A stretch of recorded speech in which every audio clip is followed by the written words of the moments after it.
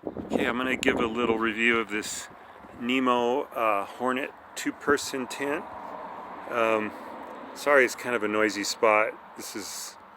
House is on the street here, and it's a little bit windy today. So first thing I want to talk about, it says it's 2 pounds. On the label, it said it was like 2 ounces under 2 pounds, and it's just not right. It's like 2 pounds even without the stakes. It's not 2 ounces, it's not 30 ounces. It's 32 ounces without the stakes. So, the weight is not accurate.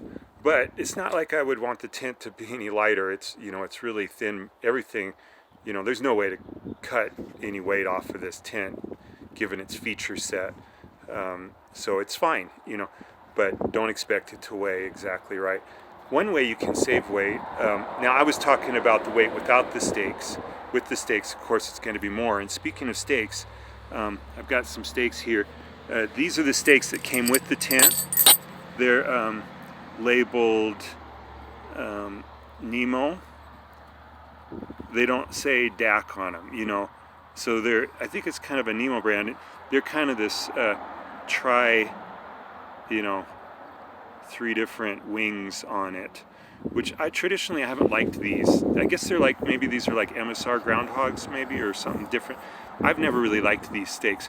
And sure enough, they're heavier than the stakes that came with my Nemo Chigori or Nemo Endurance that are DAC labeled. I don't know if you can see that there, but there's a little DAC emblem just to the left of my thumb there. Oh, there it goes. And I'll tell you, I weighed 6 of them, because that's what it takes to pitch this tent, 6 stakes. And it really does take the stakes, because this tent is not easy to pitch, really. But the difference in weight between the stakes that came with my Nemo Chigori Endurance and this one is 23 grams difference in the 6 stakes, which is, almost an ounce. And you might think, well, that's not too much, but if you bought this tent, you care about weight, because if you don't care about weight, you shouldn't buy this tent. It's strictly for people that are really looking for a lightweight tent.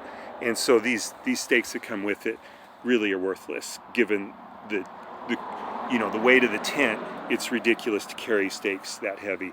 You should get these and save an ounce, I think. And you can even get lighter stakes than this, actually. But, get the lightest stakes you can handle. Don't use the ones that come with the tent. So the tent, it was a little tricky to pitch. Basically, I basically pitched the whole thing and then put the fly on. And then after I put the fly on, kind of had to redo some of the stakes. I'm sure there's a learning curve. I've only put this up once. So, there may be a learning curve. And I think essentially what the biggest thing I learned was on the back, in order to, these two back stakes at where the foot end of the tent is, you really want to pull them more like in this direction. Pull them like that, not like that. And the reason is, if you pull them wide, what'll happen is this will tighten up, which is nice, because right now this is actually a little floppy right here. But I would rather have that floppy than the other thing that happened is when I had them separated there nicely and the rear end was nice and tight.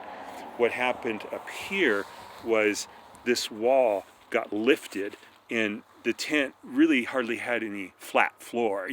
Of course it would go down when you put stuff on it, but to me it's just kind of annoying.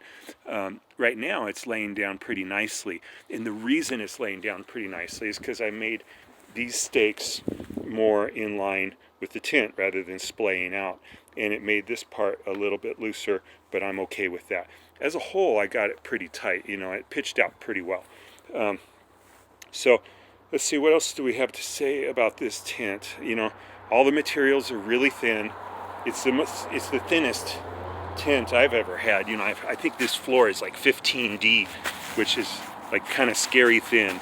You feel like if you were standing, in there with some shoes like this and you spun around, it almost feels like you could just tear the fabric, So you kind of just got to be careful in here.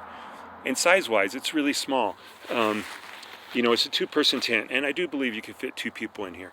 The width at the bottom is 41 inches or so. So if you put 2 20-inch pads in here, the skinnier pads, you could do it. Right now I've got a 25-inch pad in here and a huge 20 below sleeping bag.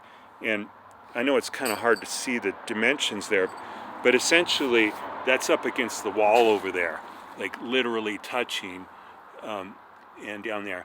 And this space here, like, you know, from here to the sleeping bag, that space is probably about a foot, maybe, you know, 14 inches. It's not enough for a second person with this gigantic sleeping bag and gigantic pad. So in other words, you couldn't sleep 2 people in here in the winter, because, you know, you just got to have bigger gear in the winter. But in the summer, if you have 2 20-inch pads and, you know, little bags and everything, you can fit people in here, 2 people in here, theoretically. I don't know that I would ever really want to do it.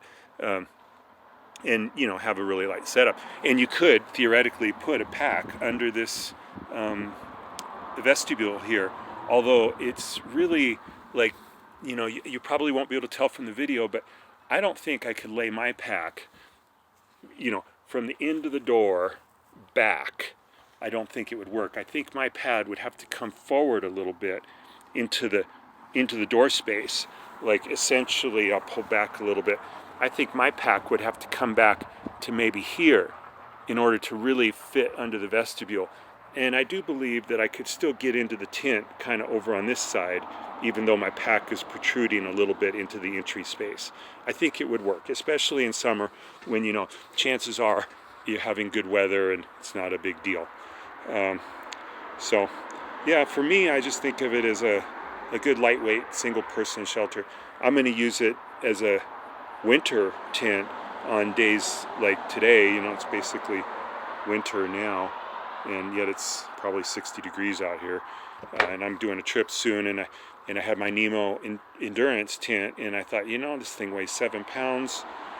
This tent weighs 2 pounds. I can save 5 pounds by getting this 2-pound tent. And, you know, if it gets snowy or windy, I'm going to be, you know, having some issues. I've seen videos where people have showed that when that this fly will wet out pretty easy, and you can see it flexes real easy. And I'm not going to push down on it like I've seen some people do in other videos, but it's, you know, it does pitch out pretty nice and tight, and I'm sure it'll take, you know, 20-mile-an-hour winds probably, but, you know, 50 miles an hour, no, not gonna take it like the 4-season tents would. And heavy snow load, no, maybe an inch of snow, you know, and a little rain, but that's what I'm gonna use it for. So that's probably, let's see, another thing, it's kind of interesting. The fly only connects to the tent in 2 places. Up here, it kind of clips in there, and it'd be hard to see, but it just really hooks there. There's a little hook right in here. It's not even really a clip. Like, I could probably take it off pretty easy. Yeah. It just hooks there. And then there's another one just like it over there. Focus. Thank you. And then at this end, of course, the fly just stakes out here. And also, even at this end, it simply stakes out here. And this is the only place you have an adjustment for the fly, is this string here.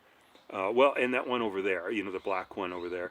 So you've got 4 strings, 1, 2, 3, 4, that all can be adjusted for the fly, but they aren't, the fly is not connected to the tent, literally, at this point.